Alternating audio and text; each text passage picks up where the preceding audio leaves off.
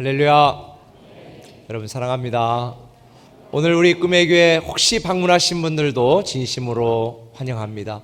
우리 옆분들 손잡고 인사하지 마시죠. 참 잘 오셨습니다.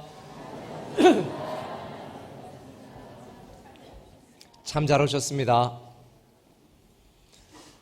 우리 하나님의 말씀은 지난주에 묵상한 말씀 중에서 민수기 6장 22절부터 27절까지의 말씀을 우리 한 목소리로 같이 읽도록 하겠습니다. 같이 읽습니다.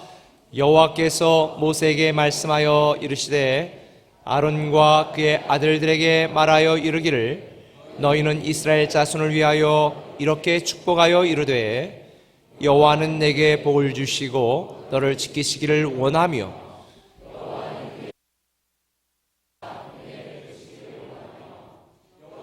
그 얼굴을 내게로 향하여 드사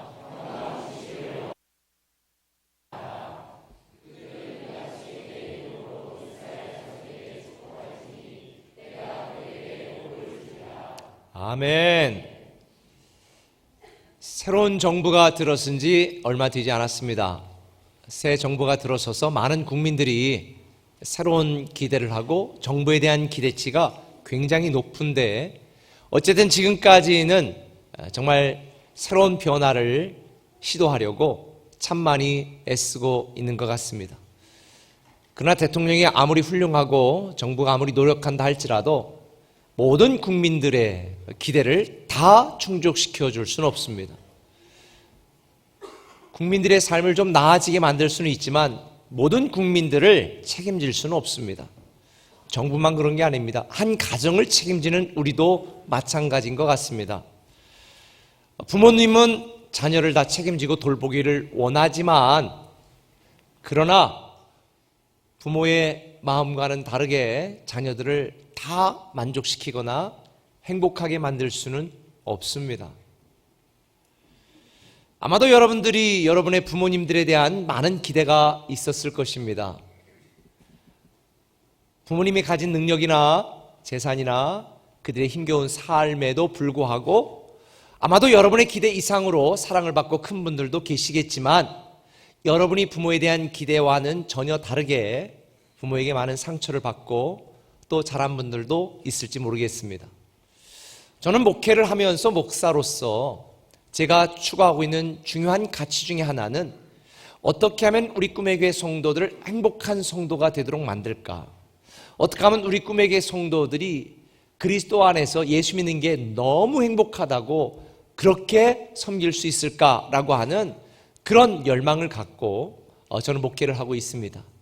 그래서 예전부터 저는 교회 성도들에게 가끔씩 설문조사를 해서 어떻게 하면 더 잘 섬길 수 있는지 교회에 대한 기대와 필요가 뭔지를 저는 살펴보고 또 작은 부분까지도 놓치지 않고 섬기려고 최선을 다하기도 합니다. 그러나 그럼에도 불구하고 아마도 여러분들이 꿈의 교회에 오셔서 저나 꿈의 교회에 대한 기대를 갖고 오셨지만 실망스러운 부분 또 마음에 들지 않는 부분들도 혹 있을지 모르겠습니다. 아마 있을 겁니다. 그러나 여러분의 기대를 100% 다 만족시켜 줄 수 없습니다. 여러분의 필요를 다 채워줄 수는 없습니다. 혹시 여러분들 중에 우리가 최선을 다하지만 그런 아쉬움이 있는 분들이 있다면 그걸 여러분의 사명으로 만들어 주시길 바랍니다. 교회라고 하는 것은 여러분들이 교회 다니면서 헌금 조금 내고 그래서 교육자들이나 교회 리더들, 직원들을 세우고 거기에 함께하는 교회 리더들에게 여러분의 필요를 채우라고 어떤 업무를 주고 그 업무를 해치우는 일이 아닙니다. 교회는 가정 공동체와 같은 하나님 나라의 공동체입니다. 우리 모두는 누구에게 맡겨서 일을 처리하는 일이 아니라 저와 여러분 모두가 함께 만들어가는 가정입니다. 영적 가정, 그게 교회입니다. 사실 이 심리학에서 보면 만족도는 기대라고 하는 분모와 현실이라고 하는 이 분자로 구성이 되어져 있습니다. 그래서 기대라고 하는 분모가 100이라면 현실이 30일 때에 그 아직 채워지지 못한 기대에 대한 70% 부분 때문에 불평하거나 원망하거나 여전히 속상한 삶을 살아갈 수밖에 없습니다. 그렇다고 우리가 이 분모, 기대라고 하는 분모를 30을 딱 쳐내서 이 기대를 줄인다고 해서 또 행복해지는 것은 아닙니다. 여러분들이 교회에 많은 기대를 갖고 오고 또 신앙생활을 예수 믿고 내가 복을 받고 예수 믿고 하나님이 나에게 주실 그 은혜를 사모하는 마음으로 왔지만 여전히 신앙생활하면서도 하나님에 대한 여러분의 기대가 채워지지 않거나 또 여러분의 현실이 어렵고 힘들어서 실망하고 낙심하고 있는 분들이 있을지도 모르겠습니다. 어떤 분들은 그런 기대를 갖고 와서 기대가 채워지지 않기 때문에 교회를 떠나는 분들도 있습니다. 우리만 그런 게 아닙니다. 오늘 본문에 보면 이스라엘 백성들도 큰 기대를 가지고 출애굽을 했습니다. 노예 생활하던 그들, 애굽에서 살았던 그들, 하나님의 말씀을 따라서 출애굽해서 젖과 꿀이 흐르는 땅 가나안 땅으로 들어가도록 그들은 하나님의 말씀을 따라 출애굽을 했습니다.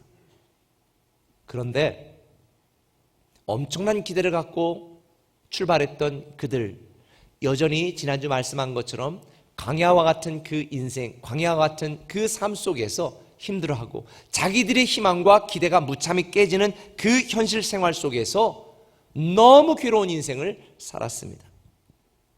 하나님께 불평하고 지도자 모세에게 원망할 수밖에 없는 상황입니다. 제가 이스라엘 백성이라도 아마 쿠데타를 일으키지 않았을까, 저는 그런 생각할 정도로 이스라엘 백성들의 상황이 정말 이해가 됩니다.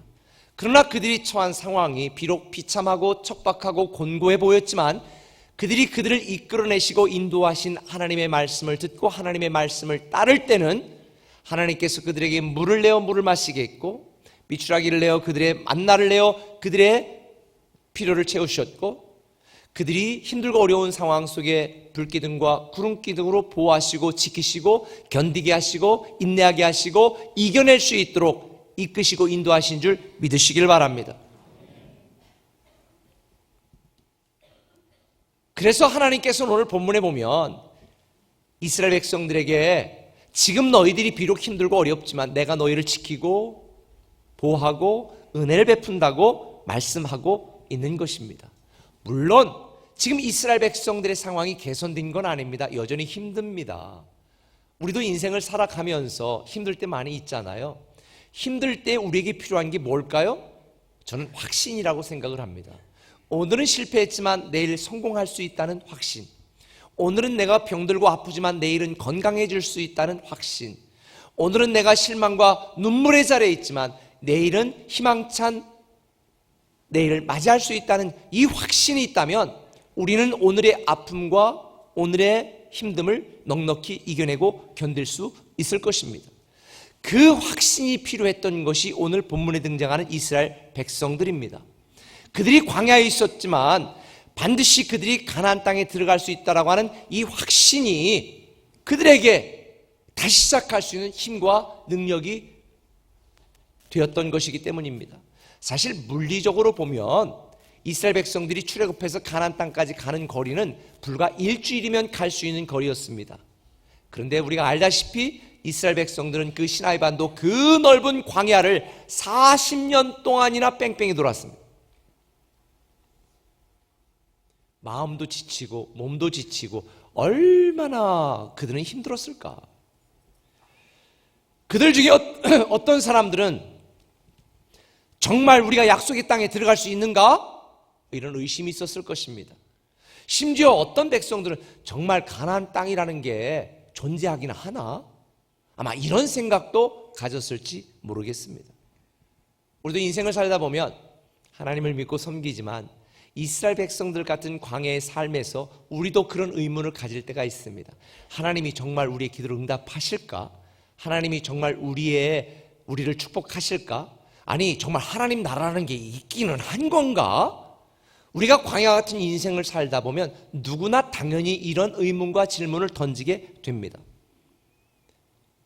교회에서는 다시 시작하라고 말하지만 다시 시작하는 대신에 그저 여기서 주저앉고 싶은 때도 있습니다. 목사인 저도 그런 때가 있습니다. 근데 제가 지난주 말씀드린 것처럼 우리가 다시 시작할 수 있는 힘은 사명입니다. 하나님이 우리에게 생명을 주셔서 하나님이 우리에게 주신 이 생명이 다른 날까지 이 생명을 유지하고 지키고 이 생명을 보호해야 될 우리의 사명이 있습니다. 하나님이 주신 생명을 누구도 타에 의해서든지 자의에 의해서든지 이 생명을 죽일 수는 없습니다. 최소한 저와 여러분들에게 주신 하나님의 기본적인 사명은 하나님 나라 갈 때까지 우리가 갖고 있는 생명을 지키고 유지하는 것입니다. 이게 사명입니다. 나아가 하나님은 여러분들을 가정을 이루게 하시고 이 가정을 보호하고 지킬 수 있는 사명을 주셨습니다. 가정으로 한 가정을 이루며 살아간다는 것 쉽지 않잖아요.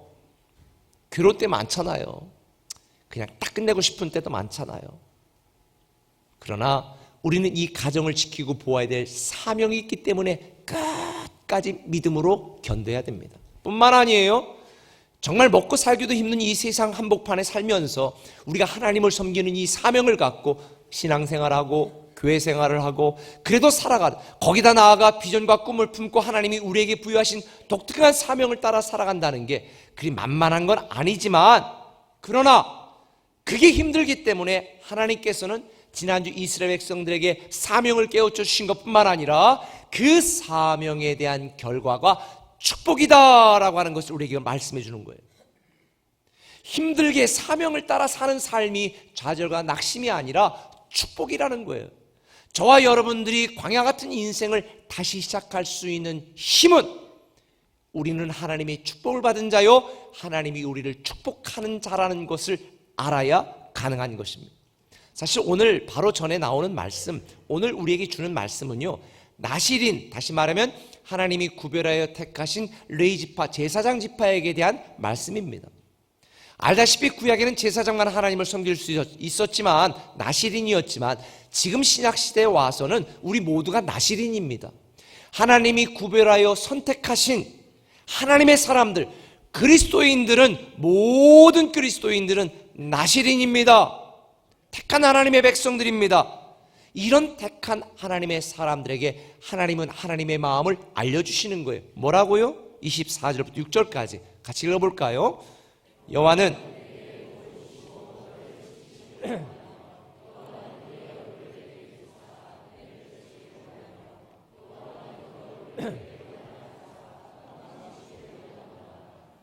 하나님은 하나님의 자녀로 택하시고 하나님을 섬기는 사명을 주신 저와 여러분에게 그 결과로 축복이다라고 하는 것을 말씀해 주십니다.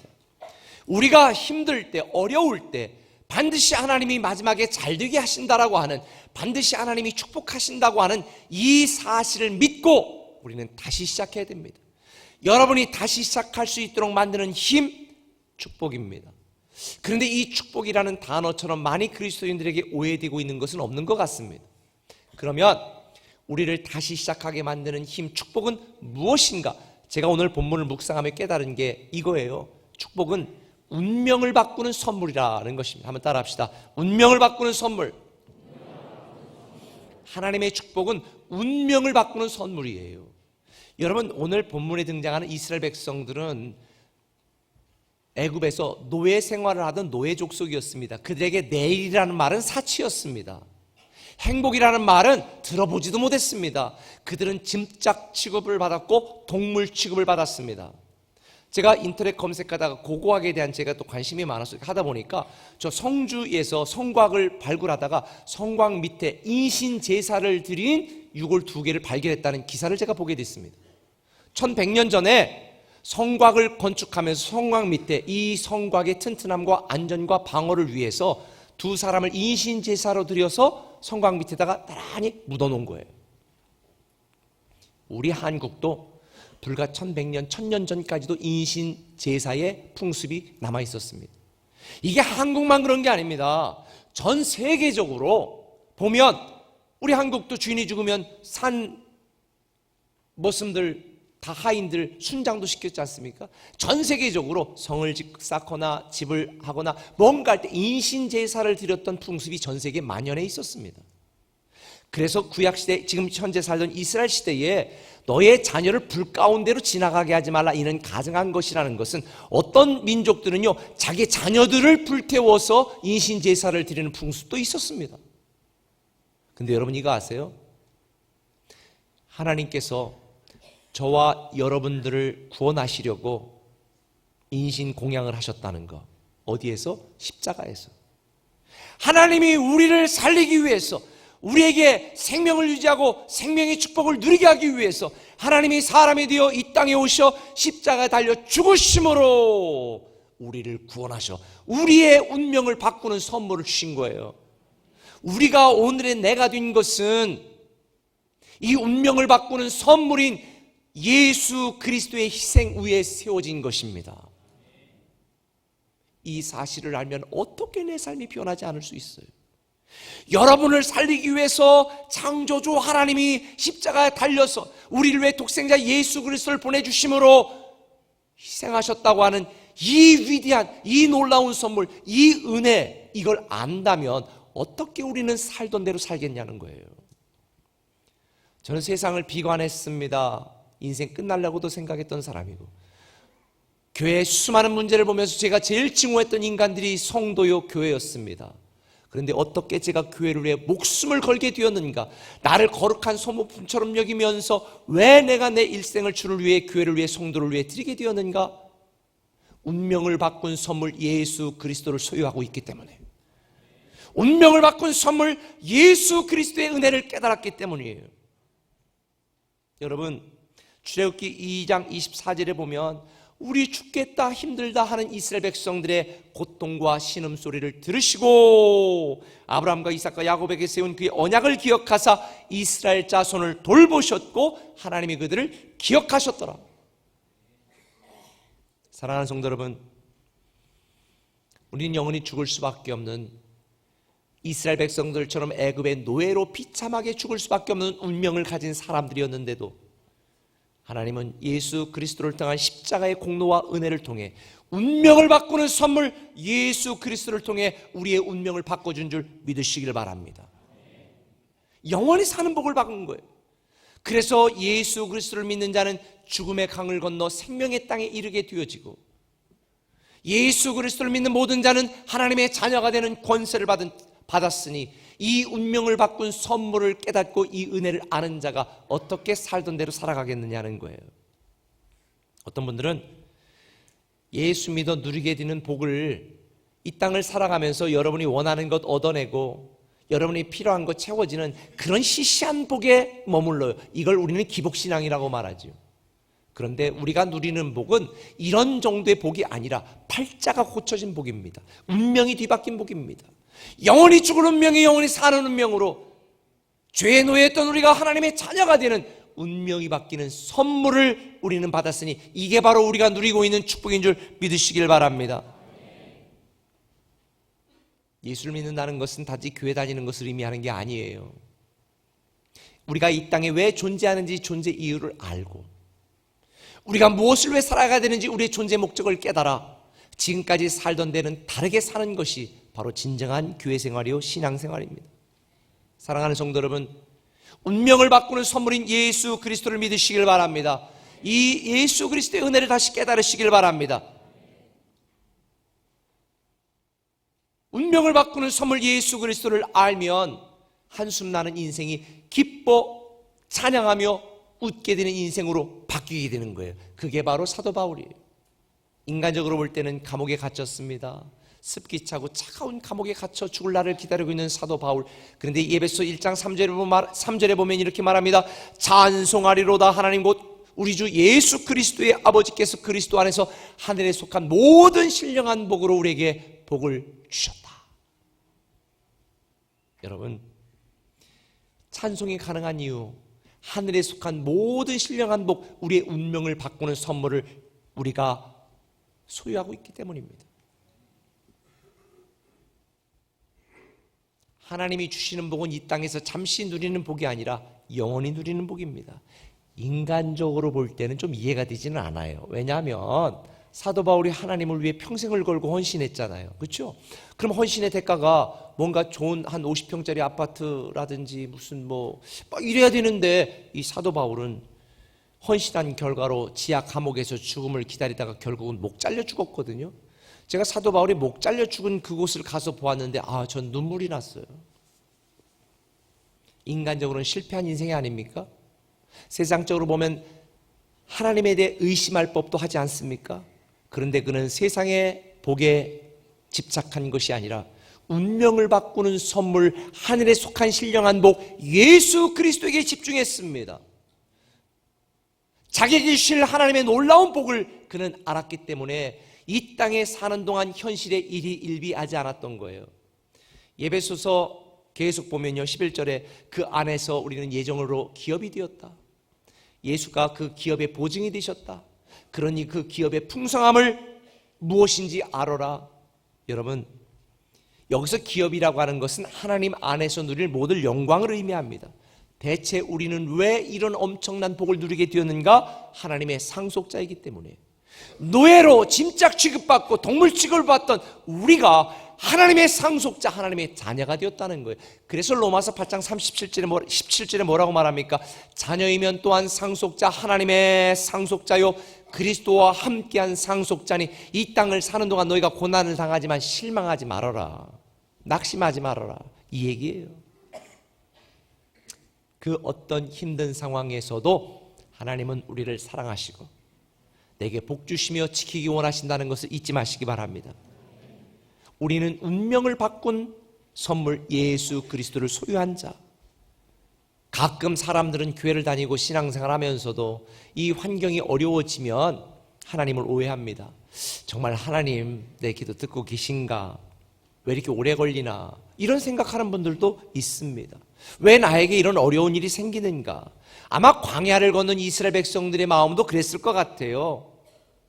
그런데 확신이 사라지고 마음이 의심이 생길 때에 하나님은 이스라엘 백성들에게 이렇게 말합니다. 내 본심은 그게 아니야. 너희가 지금 비록 광야에 살고 있지만 나는 너희들을 광야에서 죽이려고 이끌어낸 것이 아니라 너희에게 젖과 꿀을 가나안 땅, 정말 운명을 바꾸는 이 선물을 너희들이 제대로 누리게 하기를 원한다. 이게 하나님의 마음이라는 거예요. 여러분, 자녀들이 공부하고 속색이면 여러분들은 막 부부가 맞벌이하고 정말 힘든데도 부랴부랴 퇴근해가지고 밥도 해주고 하는데 이게 학원도 안 가고 PC방 가서 놀다 와. 그럼 어떻게? 너 이 자식 너 대체 어떻게 할 거야? 막 그러고 하고도 그 다음날 아침에 어떻게 해요? 너 나가주고 그래요? 야, 밥 먹어. 또 밥 해주잖아. 이게 부모 마음 아니에요. 속에서 어떤 때는 막 죽이고 싶다가도 그래도 학교 안 간다고 했으면 알았어 해줄게, 이거 학교 가. 이게 부모 마음 아니에요. 이스라엘 백성들이 광야에서 수없이 원망하고 불평했지만, 그래서 그들이 괴로움과 어려움과 고통을 당했지만 하나님은 이스라엘 백성들에게 야, 내 본심은 너희들이 그렇게 광야에서 죽는 게 내 본심이 아니야.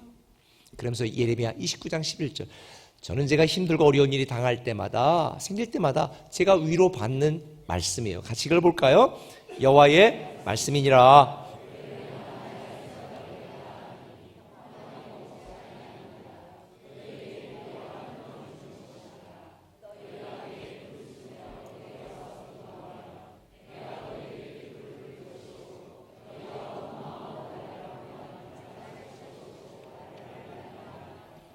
우리를 향한 하나님의 계획은 평안이요, 희망이요, 미래요, 기쁨인 줄 믿으시길 바랍니다.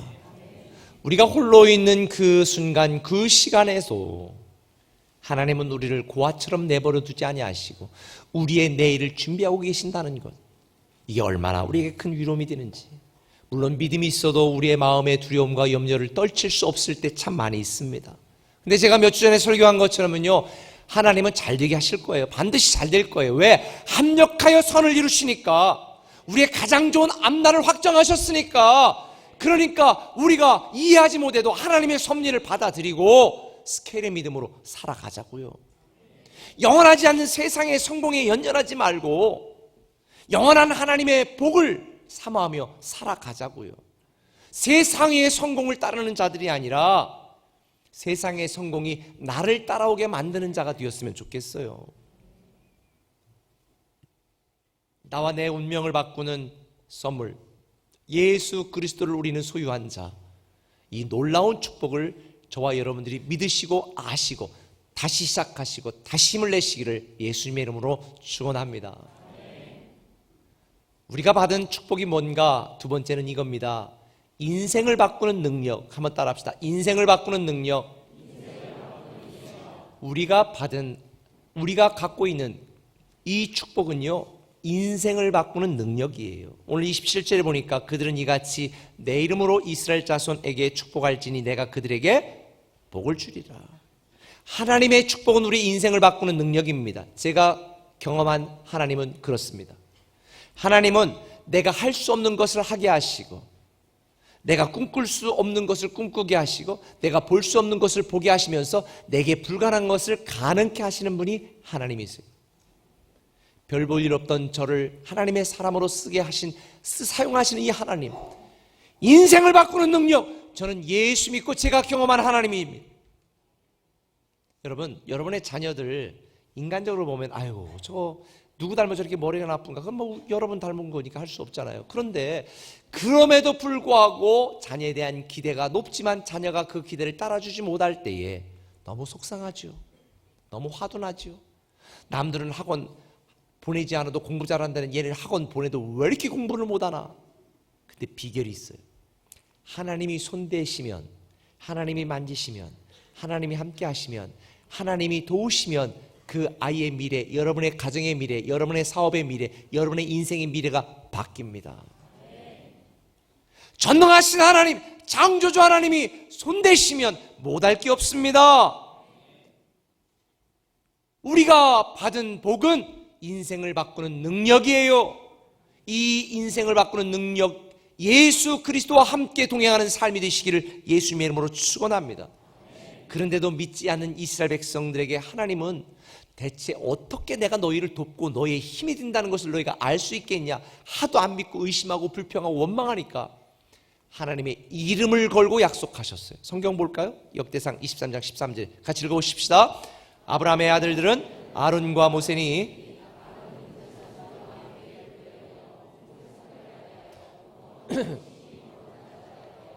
여호와 앞에 분향하고 섬기며 영원토록 그 이름으로,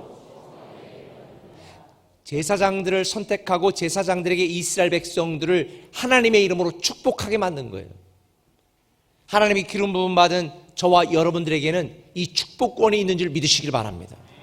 구약에는 제사장들이 축복하면 축복을 받았고 저주하면 저주를 받았습니다. 그런데 지금 하나님께서는 저와 여러분 모두를 하나님의 제사장이라고 말하잖아요. 여러분이 자녀들에게, 여러분의 주변 사람들에게 저주하고 부정적인 말, 죽이는 말을 하지 말아야 될 이유가 말대로 되기 때문이에요. 여러분은 하나님의 이름으로 축복을 빌어줘야 됩니다. 여러분의 말에 능력이 있습니다. 제가 성도들에게 저는 절대로 저주하는 말을 하지 않습니다. 왜요? 말대로 되니까. 저는 살리는 말, 잘 되는 말, 성공하는 말, 믿음으로 하는 말, 이런 말을 선포합니다. 왜? 그 이름으로 축복하라고 저를 부르셨으니까. 여러분들도 자녀를 위해 아침마다 그 이름으로 축복하시고, 여러분이 출근하는 사업장을 위해 아침마다 축복 기도하시고, 여러분 자신을 위해 축복 기도하세요. 그러면요, 하나님께서 그 말대로 축복을 누리게 하시는 줄 믿으시길 바랍니다. 그래서 예수님도 우리에게 직접 말씀하셨잖아요. 요한복음 14장 13절에 뭐라고 말씀했어요? 같이 읽습니다. 너희가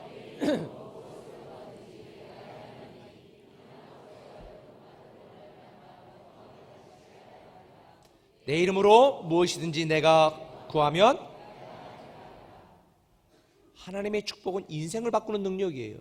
예수의 이름으로 구하면, 예수의 이름으로 선포하면, 예수의 이름으로 명령하면, 말하는 대로, 명령하는 대로, 기도하는 대로 이루어지는 줄 믿으시면 아멘. 우리가 누리는 축복은 내 환경을 잘 조성해서 얻어지는 게 아니라 하나님과의 관계를 잘 조성해야 돼요. 내 환경을 개선해서 하나님의 복을 누리는 게 아니라 하나님과의 살아계신 관계를 개선해야 우리는 하나님의 축복을 누릴 수 있어요. 왜요? 우리와 함께 하시는 하나님이 우리를 도우시니까. 시편 기자는 말합니다. 시편 29편 11절에 여호와께서 자기 백성에게 힘을 주시며, 하나님께서 자기 백성에게 힘을 주시고 평강을 누리게 하시는 거예요. 예수 그리스도 다시 시작하는 힘. 할렐루야. 다시 시작하는 힘.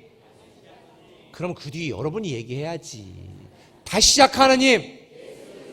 그래서 다시 시작하는 힘은 예수 그리스도인 거예요. 우리와 함께 하시는 그분이 우리에게 사명을 주시고 축복하시며 다시 시작하게 하시고 다시 일어나게 하시고 다시 용기를 얻게 하십니다. 하나님의 축복은 인생을 바꾸는 능력입니다. 저는 형통의 복을 누리시고 생명의 복을 누리시기를 예수님의 이름으로 축원합니다. 그런데 문제가 하나가 있어요. 하나님이 우리에게 복을 주시는데 나 혼자만 누리라고 한 게 아니에요. 아브라함을 창세기 26장 4절에 보면 아브라함을 택한 이유를 말하고 있어요. 뭐라고요? 내 자손 하늘의 별과 같이 번성하게 하며 이 모든 땅을 내 자손에게 주리니 내 자손으로 말미암아 우리는 그런 존재예요. 자, 여러분에게 질문해 볼게요. 나실인 이 그리스도인 우리로 말미암아 많은 사람의 복을 얻어야 되는데, 자, 멀리 안 가고 가정에서 여러분으로 말미암아 자녀과 배우자가 행복해 하십니까? 짜증이 나십니까? 어때요? 저는 10의 9는 저로 말미암아 우리 가정이 기분 좋아할 것 같은데, 만나면 나로 말미암아 짜증이 나게 하면요, 우리는 잘못 살고 있는 거예요. 만나면 힘을 주고 격려하고 용기를 줘야지, 만나기만 하면 불평하고 원망하고 사람을 끌어내리고 막 자존심 상하게 하고, 이거는 하나님의 사람으로 사는 방법이 아니에요. 우리로 말미암아 다른 사람들이 복을 누리는 것이 하나님의 뜻이고 계획인 줄 믿으시길 바랍니다.